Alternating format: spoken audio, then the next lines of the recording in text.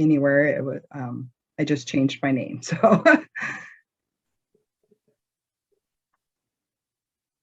okay, so the description we had sent out is, do you want to know about hanging doors, replacing a doorknob?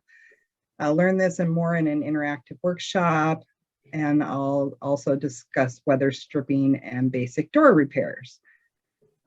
So the agenda I put together is the different types of doors that are available, the styles of doors, tools that you would need for installations or repairs.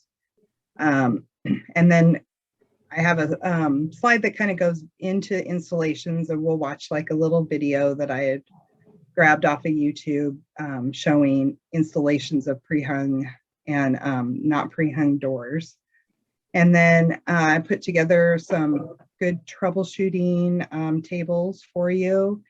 And then we'll talk about weather stripping. And like Tracy said, if you have questions, throw it in the chat or feel free to unmute yourself and ask questions as we go.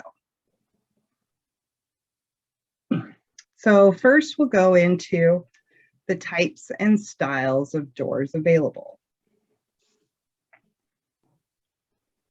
So types of doors, you have solid core for exterior and interior doors. And this would be a solid type of wood. They can be a laminated core, a particled core, or a solid wood core. And you can see in the bottom left-hand side of the PowerPoint, it shows the different types of solid cores and what they look like, and gives you a little bit of an explanation of the different types. You have frame and panel, which is up here on the right-hand side, and shows you the anatomy of the door, of how a frame and panel is put together and what it looks like. Board and batten. In the middle, I put a picture of that because that's a little bit different, and this is how a board and batten is put together, and it's generally used like in barn door styles.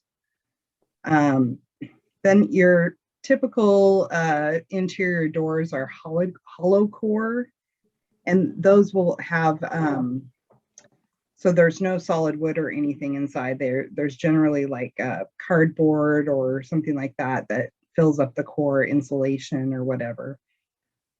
And then you, of course, have glass, which is typically used in sliding doors or French doors.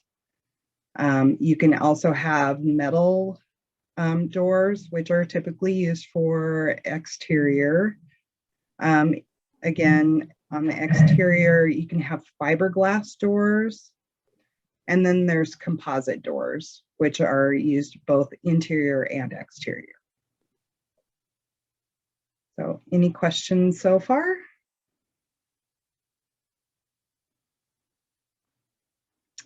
Okay, so we'll go on to the door styles. Like I was saying with the board and batten, we've got your barn style that's over here on the left. Down below that, is a pivot style. So that would be where it can pivot back and forth, and it's in a slider. In the middle on the bottom, you can see the Dutch style. So that would be where, the bottom and the top close independently of each other. And then on the right, I have most of the typical doors that we have for exterior or interior. So you've got your panel doors, which are hinged. So anything that has a hinge and opens and shuts, this is our typical door for the front of your house or on the interior of your house. Sliding doors usually are generally for closets or pantries.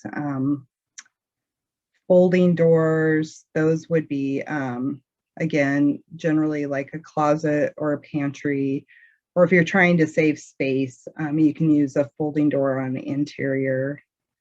Same with bypass and pocket doors. Those would be interior, and if you're trying to save some space. And then, like I said, your barn door, your French. And French doors, they say interior, but a lot of people use them on exterior too, and they do have some really nice French doors for exterior in place of the sliding doors. So.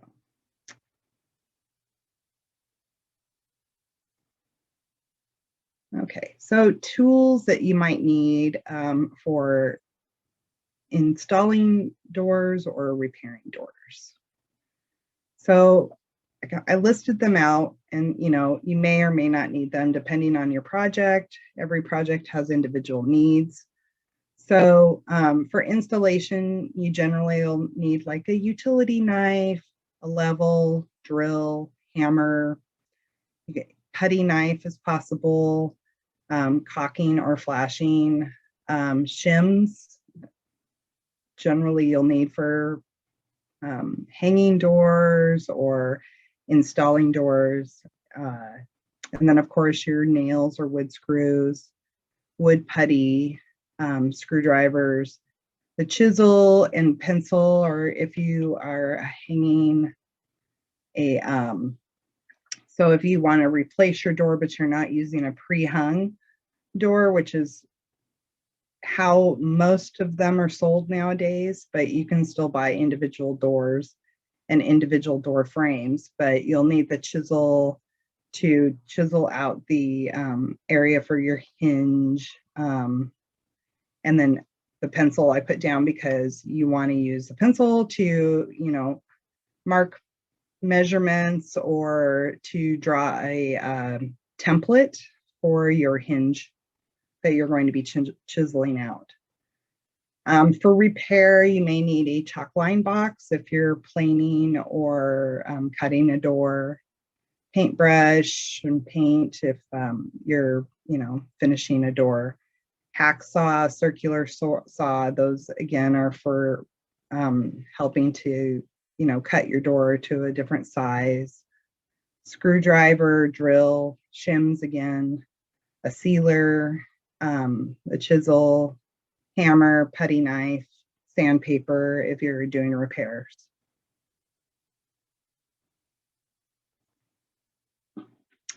So installation. So installing a new door, so I put this picture on the right. It just really is a nice portrayal of all the pieces of a door and door frame, how the studs come into it, and all the pieces, what they're called, so that, if you ever have to look up something on YouTube or whatever, you have this to understand or help you look for parts that are broken or you need to repair or whatever. And so you can reference this to know what the parts are called. So, if you're working on your hinge or the jamb or, the latch bolt or mortise. So, it just will help you to reference those different parts. I put two different links for pre-hung doors. There's more than two techniques, but these are the two main techniques. The first one's about 7 minutes long, so I'm not going to play that one, but I will play this first one, and let me make sure that I'm sharing my sound. Okay, so I'm going to play this first one, and we'll watch how to install a pre-hung door. Oh.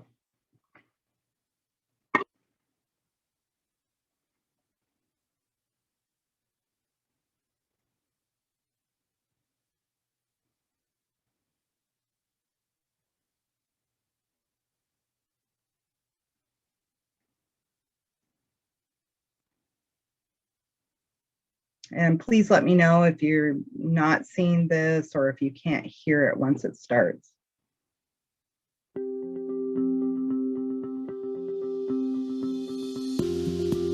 You can install a pre-hung door quickly and easily with just a few steps. Here's a list of supplies you'll need to hang a door.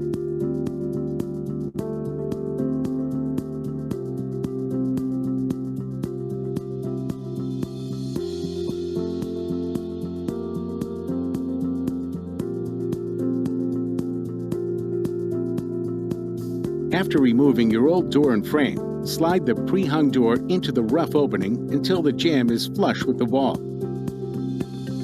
Adding shims ensures the jamb is plumb. Start by shimming and leveling the head jamb. Then shim the sides, taking care around the hinges and latch, as this will help you later when nailing. Check that everything is level and straight. Drive 2 framing nails through the frame, through the shims, and into the studs. Next, drive 2 nails through each shim about 1 inch from each edge of the jamb, with one about 1/2 inch above the other. Then set the framing nails. Nail the trim to the jamb and studs. Drive finishing nails through the trim and into the studs behind the wall, spacing the nails about 16 inches apart. Trim any exposed shims by scoring them with a knife, then break along the line. Next, cut and install the trim on the second side of the door. Once the door is hung, screw the hinge leaf to the door edge. Repeat with the other 2 hinges. Finally, attach the door plates and doorknobs. Add the lock set and strike plate. Now you're done, and you can boast the newest update to your space. Good luck, and thanks for shopping at the Home Depot.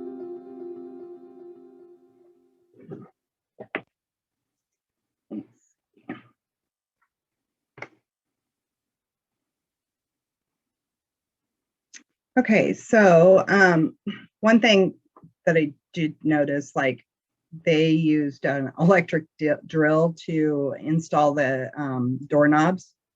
And I mean, you most definitely can, but I find it very easy just to use a regular screwdriver. And I have a lot more control over it and no stripping of screws or anything else. So that's kind of a tip for that. Does anybody have questions about that video? I had a question, Sandy. Yeah. This is Kathy. Hi, Kathy.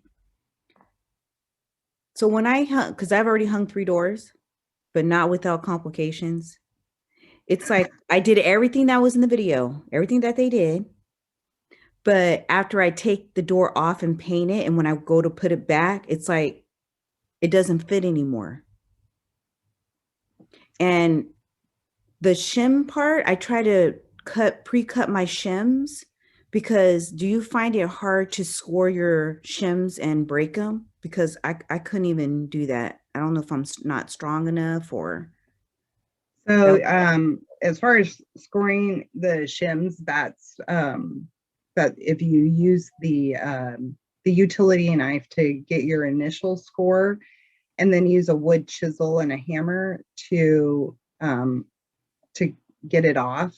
So you get your initial score with your knife and then put your chisel in your score line and then hammer it, and that'll help break it off a little more cleanly and easily. As far as, so taking the door off and it not fitting right. So when you put it up, were the hinges tight and the shims were tight and everything before you took the door off? Yes. And then when you put it back on, what exactly is it doing? So it seemed like it was pulling to the jamb part where it closes. Okay, so you could check your screws at the hinge line to see if they're tight enough. They could be stripped out. And so, you know, you can put in, there's like these little wood dowels that fit in the hole, and you would glue those in, and then you get new screws and screw those in to help tighten it up. You can also, so when I get to the troubleshooting page, it'll kind of go through each one, and it'll tell you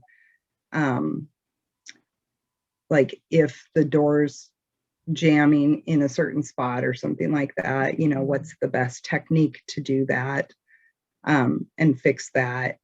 And also, like, you can shim your hinges. So if it's loose on the hinge side, then you can put shims in there to help bring that hinge back out. So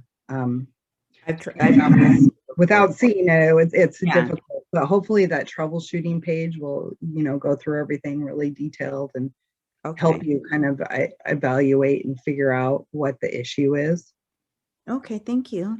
You're welcome. Okay, so, and then I put in one on interior doors, which is not pre-hung doors. And this one's fairly short too, so I'll go ahead and play this one.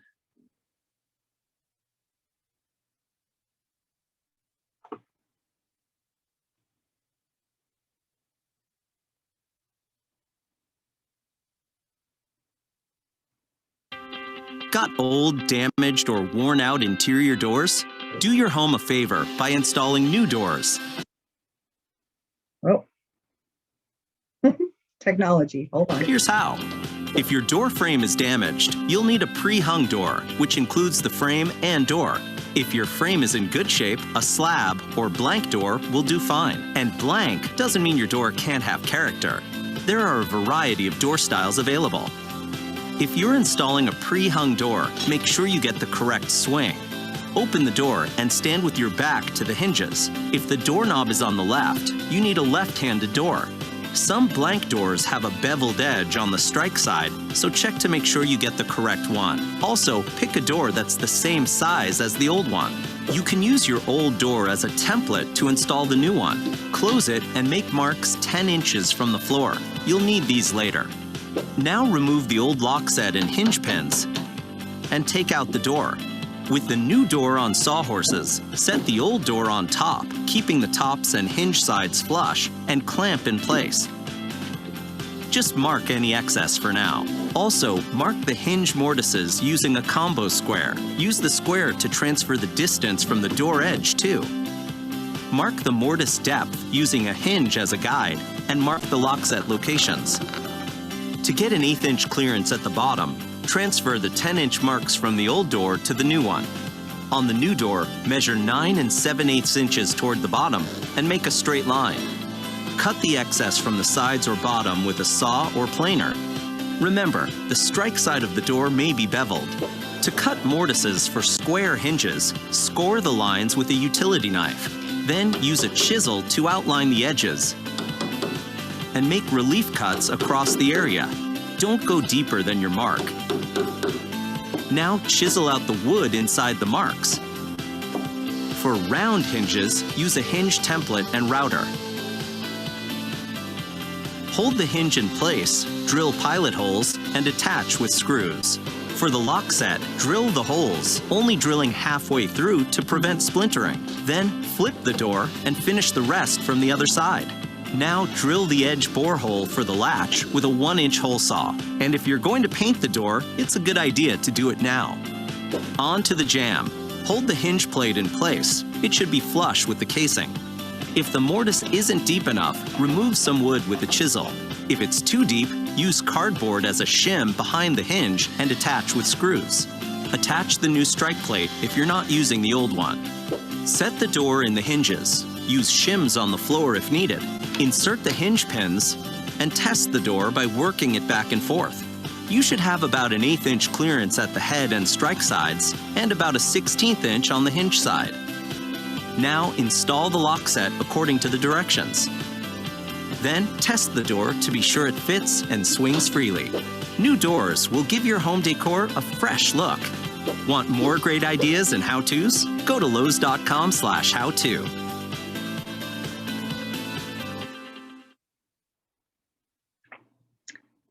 So I really liked that one because it just kind of went through all the measurements really well, and how to, chisel out your hinge spots, shim hinges that are too deep, or the hinge spaces. And then one thing I really liked about that one, so the very first video, if you ever go back and watch that, they had two people hanging the door. And so they had one person holding the door while the other person was working on the frame. And in this last video we watched, they showed how to use shims under the door to hold it if you're installing the door by yourself. And that way it doesn't, pull on the hinges or install crooked. So, using the shims to hold that door up, open or up if you don't have someone else there to help you is a great technique. And I put that in here too. And then some people like actually put the whole, like with the pre-hung ones, they hang it with the door attached, and some people remove them and then reattach the door when the frame is hung. And I find that one to be a little easier than trying to do it with the whole thing attached. Any questions on that one? No? Okay. So, and then I put in one for exterior doors, which was really great because, there's a big difference when you're installing an exterior door compared to an interior door. And this one went through, and it was really good. And it's about 6 minutes, so we'll go ahead and watch this one too.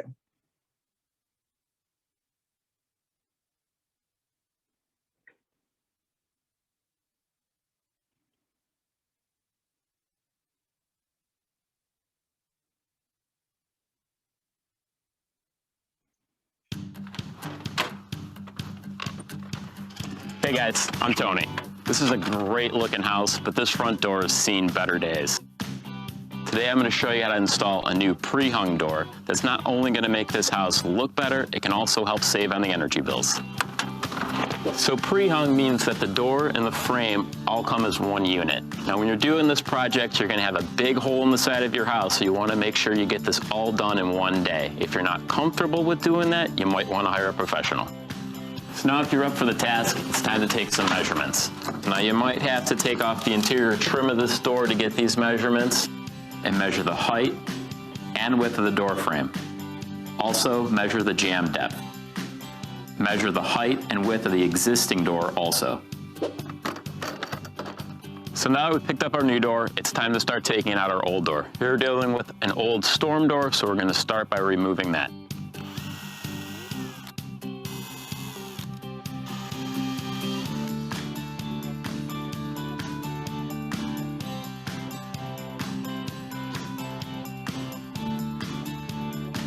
Then we took off the door ball. They're low voltage circuits, so you can easily do this yourself. Next, score along the exterior trim with a utility knife and pry it off. The new pre-hung door will have new trim, so there's no need to save the old trim. From the inside, remove the hinge pins with a screwdriver and hammer, then pull out the door slab. Some doors might be heavy and require 2 people to carry. Next, unscrew the latch plates. Then use a reciprocating saw to cut the screws around the existing frame. Take it slow and let the saw do the work. Now, from the inside, carefully push the top of the jamb out and remove the old frame. Now we're ready to install our new door. Remember to always follow the instructions that came with the door you purchased. We're going to check that our subfloor is level. We're also going to check that our sides are plumb. We're also going to take a square, make sure that all 4 corners of our rough opening are lining up. If they don't, now's the time you can add extra wood or shims to get it where you want it to be. Next, we're gonna install a sill pan. The sill pan we'll be using is coming in 3 pieces. First, we're gonna dry fit our sill pan pieces by putting our corner pieces in first and then installing the middle section over the top of them. Once we have them dry fitted, we're then gonna take and apply PVC cement to the 2 corner pieces and then to the underside of the middle section, pressing it firmly in place and allowing it to set up. After it's set up, we're gonna remove the sill pan, then apply 3 beads of caulking to the sill and take the sill pan and press it into place, holding it down firmly. Then seal along the back of the sill pan and along the seams and corners. On the new door, remove the transport plug from the lock set hole and drill a hole for the doorbell wires. Next, we applied a bead of sealant to the back of the brick mold so it can set the bottom of the door on the sill and tilt to the top into place. Don't forget to feed the doorbell wires through the hole. Shims are important to keeping the pre-hung door square in the door frame. We're going to shim above the 3 hinges at the top, middle, and bottom of the latch side and behind the strike plate. Here's how to install the shims. Drill pilot holes with a countersink bit next to the hinges and the strike plate. Next, drive the screws in part way in the middle holes just to temporarily hold the door in place to make adjustments. Check the hinge side with the level on the inside of the frame and on the outside. If it looks good, drive the screws in part way at the top and bottom. From the inside, check that the door is centered and still plumb. Then drill pilot holes and drive screws part way through the hinges. Go ahead and place shims above each screw location on the hinge side. From the outside, go ahead and finish driving in the screws. Now we're gonna check our distance with our weather stripping and make sure it's the same at the bottom, middle, and top. If not, we're going to move our frame and drive screws partway in at the top and bottom. Back on the inside, shim above the screws, and once again check for plumb, then drive in the screws. Next, close the door and shim above the strike plate location and drive in the last screw. Now shim behind the strike plate location and install the strike plate. Now we're going to check that the door is snug against the adjustable cap. To do this, we're going to go ahead and take a piece of paper. We want to make sure that the piece of paper comes out with a little bit of resistance, but without tearing. If it comes out too loosely or tears, you can adjust the cap screws to lower or raise it. Seal the corners along the edges, then install the self-stick corner pads.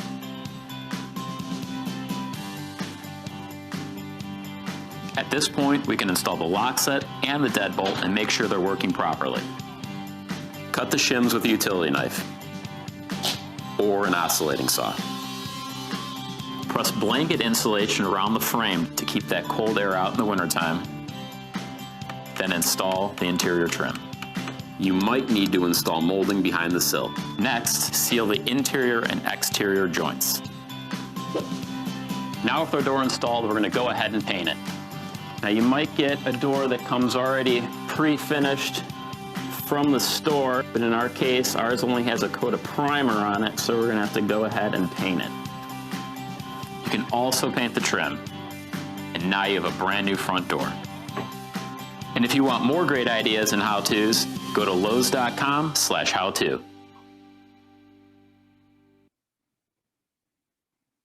All right, that was a pretty good one. Any questions on that? And that also kind of, showed another technique for the shimming. So you could use something like a rigid saw or something like that to help get those off.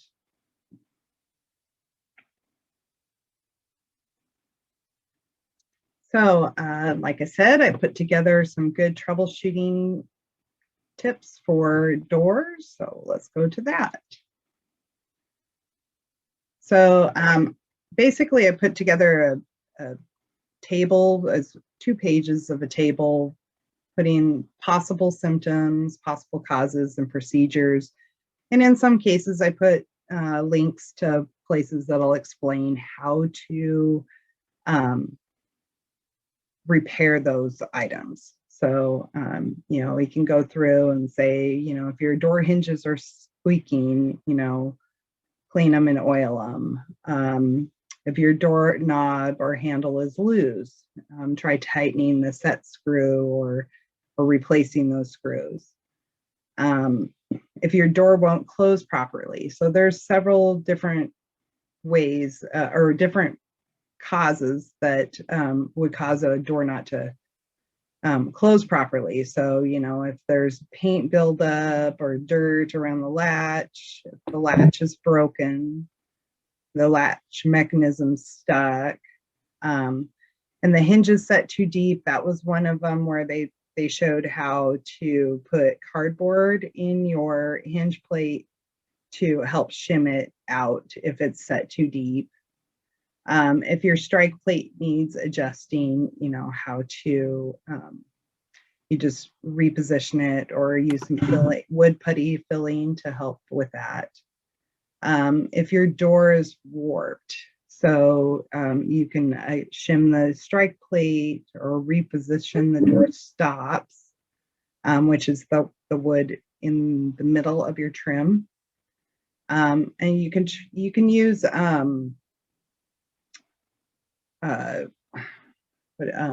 sorry, I'm drawing a blank. You can straighten a door with you know, the planing or the trimming, or if it's warped, like shown below, you know, you can try and clamp it and get it to unwarp. But generally, if it's warped, you know, wood has pretty good memory, so you might just want to replace it if it's warped. And then, like your screw holes, you know, if they're loose or something like that, you can try replacing with bigger screws, or you can put the wood dowels in with the wood glue and then replace the screws. If the door shrunk or the house is settled, you know, try repositioning or shimming or weather stripping to help with that too.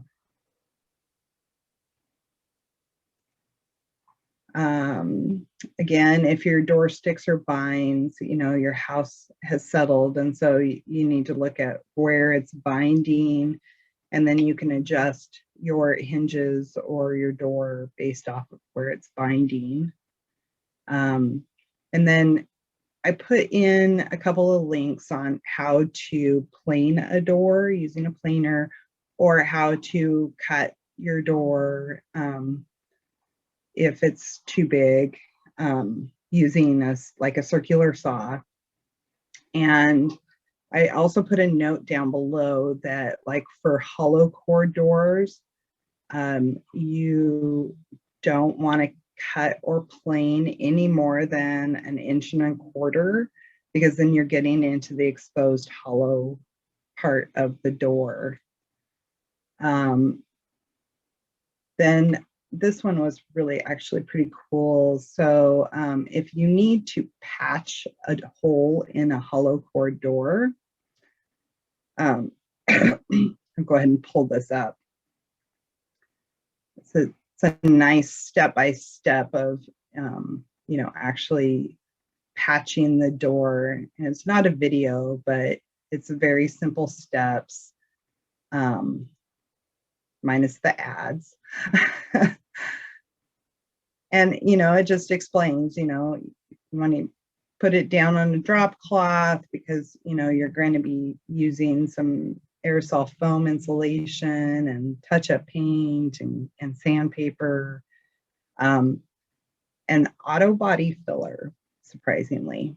So, you know, and you just protect your floor using the drop cloth, neaten the edges of the hole with your utility knife. And then stuff paper inside the door to surround the perimeter of the hole. So you want to leave the hole, but put the paper inside around the hole. You can use just paper towels or newspaper to do that. And then you fill the hole with the insulation, which gives it the steadiness, and wait till that's dry or set. Then you might have to trim some of that insulation expands, so you want to trim it away and so that it's flush. And then here it talks about how you use the auto body filler because it's compatible with fiberglass, and you use a putty knife and just cover your hole with that and smooth it out, and then wipe away any excess and let it dry completely. And then you use your sandpaper to sand that down and smooth it out, and then touch up your door with some matching paint. It's pretty simple. Hey, Sandy, we have a question. We have a question about repairing or rehanging a sliding door. Yes. What's the question? That's just it. How about repairing or rehanging a sliding door? Do you have something on sliding doors that you're going to go through, or I have a couple down here. Okay. So we'll see if those answer your questions. If not, then go ahead and ask. So if your top hung sliding door is dragging, then your roller wheel or bracket needs adjusting. So you just adjust those or replace them if they're really old and yucky. Top hung sliding door is jammed, so the roller wheel jumped from the track, or the bottom guide is askew, so that you can remove and rehang your door, or just adjust the bottom guide. So that was all I kind of had for sliding doors. I know, like a tip for cleaning the tracks. So if you take a sponge and like draw a line, so put the sponge on the track and then draw a line where each one of the track points are, and then you can use the utility knife to cut the sponge right where those track points are, and then you can just put it down and it'll slide over the track points, and then you can clean the whole track with the sponge. So was there something else that with the sliding doors that you wanted to know? So Lisa, you asked that question. If you can unmute yourself and ask the question directly, feel free. Otherwise, if you want to chat, then I can relay further info to Sandy. I see the list that you have there, but it would have to be a more specific question, because I've never repaired a sliding door. It's a full-sized heavy sliding door. It's not a closet door. Correct. So I don't know the components, and I would have to take it completely apart in order to see what the issue is. But I was just wondering, if it gets stuck, or what would be the usual. But I see that you have the list there, so Yeah, I think probably the big thing is like, a lot of sliding doors like that get stuck because of dirt, debris, or something like that. And so, just using the sponge trick, doing a good cleaning of the tracks, that helps. You can even oil them and to help with some lubrication to get that sliding again better. Yeah, it's hard to know without like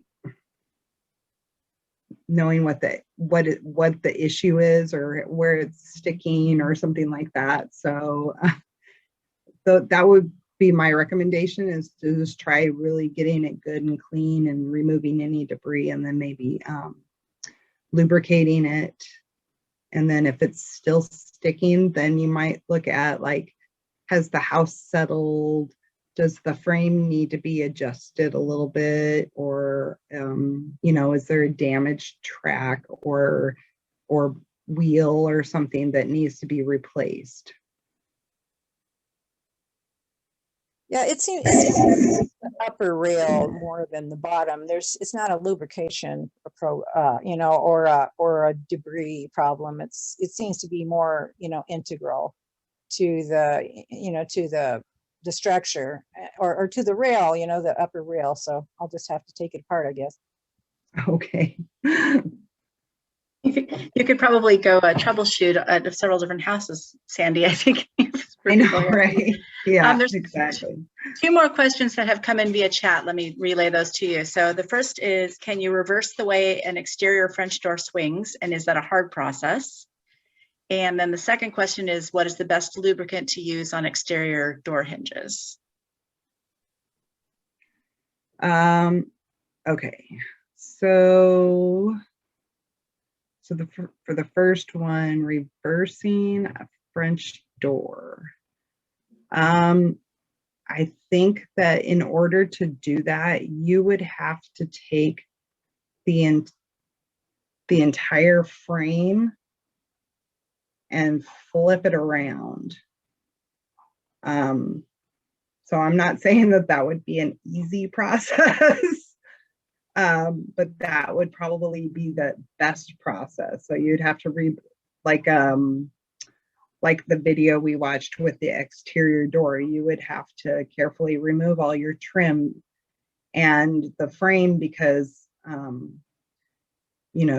you're going to be reusing it all. So it wouldn't be, like he said, that you don't need the trim or the frame anymore, so just throw it away. You want to be really careful about removing that all, and then you would have to flip it around, and technically you should be able to do that because you're still in the same size. Your French door frame is still going to be the same size and everything. So then you flip it around, and then you would have to check to make sure that as you flip it around, you're going to have to replumb and double check the level of the door and shim in different places because you've just turned this whole thing around and then put it all back together. So I would expect that to take probably a good full day to do that. So does that mean you're going to come over? Sandy's phone number will be available. Well, Sandy and I worked on the rebuilding together before. Okay. So. You know where to find her. Yeah. That's right. We did. So let's see. Yeah, so you've seen me install doors because I did that barn door. Then the lubrication, WD-40 is my kind of go-to for lubricating things like that. There may be some proprietary lubricant that you could use, but I mean, really, the WD-40 is going to work really well for something like that. So. Okay, and then in addition to Sandy, are you for hire question, which you guys will have to find her first to have that conversation. For donation to Women Build, we will sub out Sandy. The couple of other more questions coming into chat here. So is there a requirement on the type of interior door to use between your living space and garage? For example, a fire door requirement as compared to a hollow core door? That's a great question. And then another question from Lisa about, are the shims included with a new door when you purchase a new door? No, so shims are not included. You can buy a pack of shims at the hardware store that they usually have over by the door area. It's probably a pack. They have 2 different sizes that are, some are wider and some are skinnier.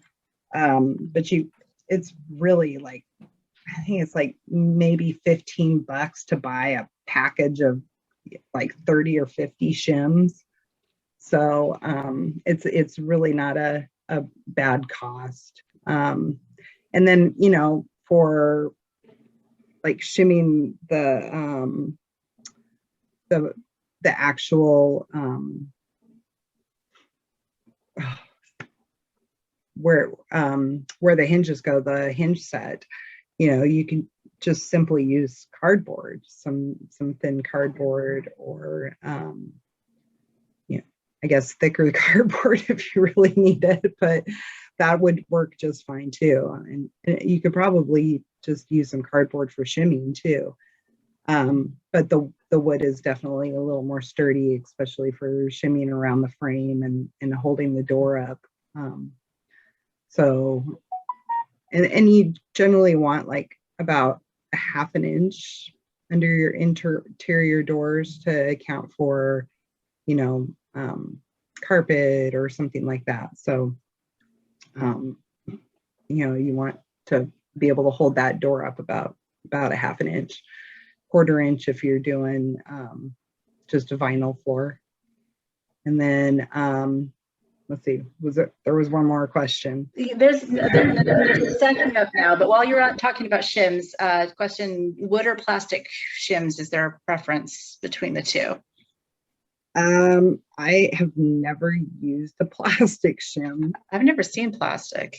I suspect that they probably have them. I think I have seen them. I don't know if I have ever used one indoors though. And I feel like they would probably be a little more expensive.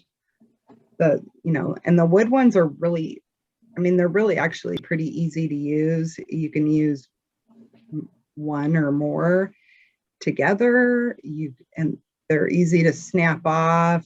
Well, you know, fairly easy to snap off. You know, you just getting that utility knife and getting it in there, and then the wood chisel if you need a little extra to get that to break off. Okay, so let me go back to the other two questions. Requirement on the top: type of interior door to use between your living space and garage. For example, a fire door requirement as compared to a hollow core door. That's one of them. And then another request about hanging a barn door and instructions on that. Or it might, in the interest of time, maybe if you have a reference for that. I don't know if that's a video or anything that you've addressed in there. Yeah, so I'm going to make a note and see. If we run out of time, I will try to find a couple of references and include them with Tracy's email tomorrow. Great. So as far as requirements for interior doors, as far as I know, I mean, you can always check with your local municipal code or whatever, but as far as I know, on the interior of a house, there is no requirement for that. And yeah, so but between your living space and garage, I think there is. If your garage can hold a vehicle, I believe is the yeah. So you do need a fire door. Fire door for that. Yeah. Kathy, did that answer your question, or was it more specific about the type of door to use as a fire door? I would probably use something like maybe a metal door, and a lot of those are hollow, but they're still, you know, they're fireproof. Yeah, so that was her follow-up question. So what is a fire door? Yeah, there's that. And then, you know, I would just probably Google the types of doors that meet that fire requirement, because, you know, a lot of them, the way that they're made, you know, probably a solid wood door, no, that would, unless it's coated or protected with some kind of sealant, which, they may have that. And a lot of the ones, the composite ones, are something that are made with the fiberglass material that would be fire resistant. So I would just Google, which type of doors are fire resistant, and use one of those.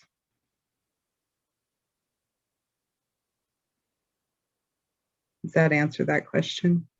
Yeah, I think so. And I'm going to do a little research while you're addressing the right. And Denise said she thinks it has to be self-closing. I think it's supposed to be, but I know for sure that mine don't close by themselves. It has something to do with the material on the inside. So I'll look at, and Lisa says it depends on the municipal code. I'm sure all of these are partially correct. So I'll do a little research on that too here and let you keep moving along, Sandy. Cool. Again, so with the troubleshooting, if you've got a folding door that drags, you can tighten those screws or replace the pin in the slider. If the folding door corner broke off, I actually kind of like that one because, it happens. You got kids, I swear they destroy everything. So, you can glue the corner back on and clamp it until the glue's dry, and it actually works. It'll be a nice way to fix it for at least for a temporary time until you want to replace the door.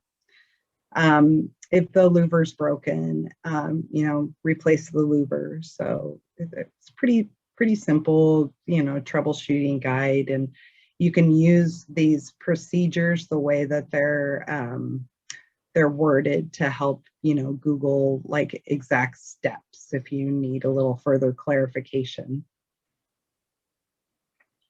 So then we've got weather stripping. So, weather stripping for your exterior doors is really important for energy efficiency in your home. So you're not, losing your heat and getting your cold air in the winter coming through your door, or even, bugs and ants and stuff like that can come through if you don't have weather stripping on your doors. So I put this kind of just explains how to figure out if you need weather stripping. So you can use the flashlight method with a friend, shine it through your door with the lights off and see if you can see any light shining through. You can also use the paper trick that the guy showed in the one video where, if you can move paper under your door really easily, or in on the side or even the top, and that paper moves through, then you definitely want to add some weather stripping. Then there are lots of different types of weather stripping. The adhesive back foam is one of the simplest to use. You just, I think it was on the previous slide. Yeah, so, you just move it along and take off the adhesive strip, the backing as you go down, and make sure that you got the right width and thickness for your weather stripping. That's probably the biggest thing, is making sure you measure for that first. There is also a rubber gasket variety, and I think that was shown in one of the videos that we saw earlier. That helps to seal the cracks, and it's more kind of like tubular, so it moves with the, like when the door closes, it'll compress it a little bit. Then a door sweep or a threshold, will help with that too. And then I don't remember how long these are. I think we're running out of time, but there's a couple of videos that, just on installing weather stripping and the different types and everything for you to go through. that are very helpful. You know, there's hundreds of them out there, but I try to pick some that were very clear and very simple to follow. So yeah, that was it. Did anybody have any more questions or anything that you want me to research? Fantastic questions tonight, you guys. I did look up fire doors through a quick bit of info in the chat, but I would encourage you to do more research on your own there. So anything technical that Sandi can answer right now, and again, we will send the presentation and a link to the video tomorrow. So the video link has the chat and the questions and answers in there, and then you can access this to the presentation to follow the links that Sandi's posted. Yeah, and I'll include installation and troubleshooting, a little more troubleshooting for sliding doors and installation of barn doors. So yeah, because the barn doors, that's pretty simple. It's a rack that's on the top outside of your door. So whichever side you want it to slide on, and then you hang the door from that top rack and it slides back and forth. Lots of thank yous, and this was awesome, Sandi. Great. I'm glad you guys enjoyed it and enjoyed sharing it with you. Right. All right. Well, thanks everybody for joining. This was a fabulous session. Great topic, great presentation as usual, Sandi. And again, we'll send a follow-up email tomorrow that'll have all of the info. All right. Thank you. Thank you. Have a good night. Bye.